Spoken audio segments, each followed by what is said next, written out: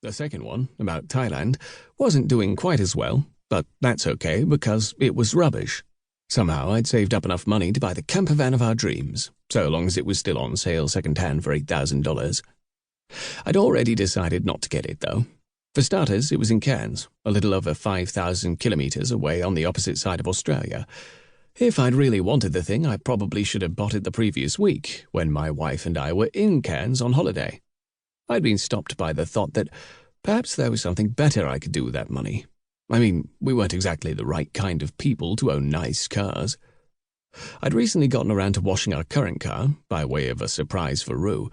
I'd used a scouring sponge to get the accumulated bird crap off the bonnet without realizing that it would actually take most of the paint off, too. Mission accomplished. She'd been surprised, all right. The car's resale value would have dropped dramatically, except it didn't have a resale value because she'd crashed it into the back of a taxi only a few weeks after buying the thing. So there was that. And there were other things to consider. My next book was one. I was writing about Australia, and whilst it stirred up a certain nostalgia for travelling around the country in a beat-up old van, extended road trips are not the ideal circumstances for writing.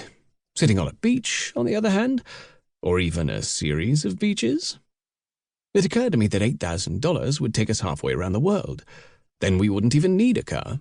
An extended road trip away had so much more potential and was so exciting that pretty soon we couldn't think of anything else. I came up with a list of destinations that would be fun to travel to and cheap, the idea being to take that $8,000 as our budget and to stretch it into as long a trip as possible. My list included Thailand, obviously, Indonesia and Malaysia, the kind of places where you can live on the beach for a few dollars a day, eat unlimited fried rice, and drink cocktails out of coconuts. Honestly, I think I was selling myself on a 6-month-long tropical holiday. Within minutes, my wife Rue, that's her nickname from Camp America, had countered with a list of her own full of exotic, unusual places. Tibet was on there, and Burma, and Outer Mongolia, which I hadn't actually realized was a real country until she pointed to it on the map.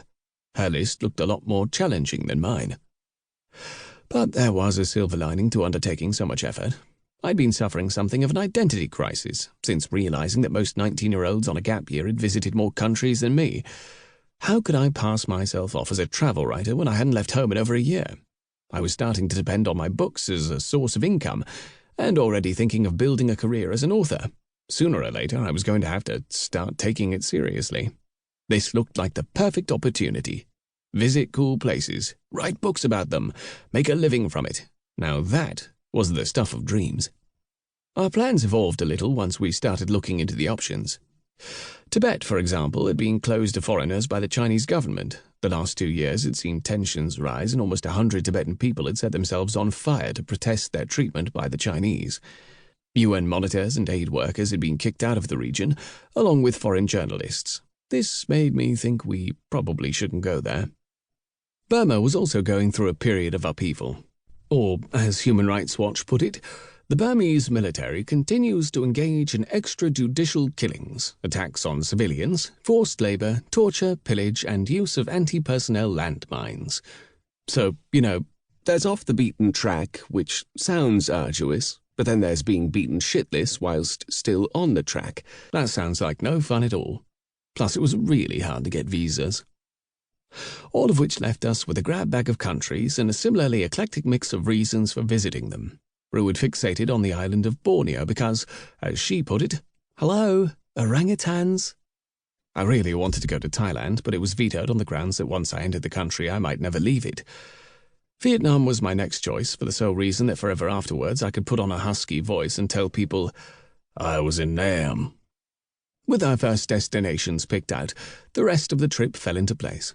At only 6 hours away from Perth, Borneo, which is split in ownership between Indonesia and Malaysia, offered the cheapest flights. From there, we would take a short hop over the South China Sea to Vietnam, where we'd be joined by Rue's younger sister, Vicky.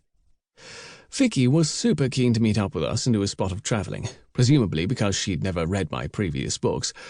But the harsh realities of having a real job meant she was restricted to 4 weeks off work. The 2 countries she wanted to see most of all were Vietnam and Mongolia, which was a bit tricky as they are separated by nearly 2,500 miles of China. As a result of this, our route became a little more complex. Or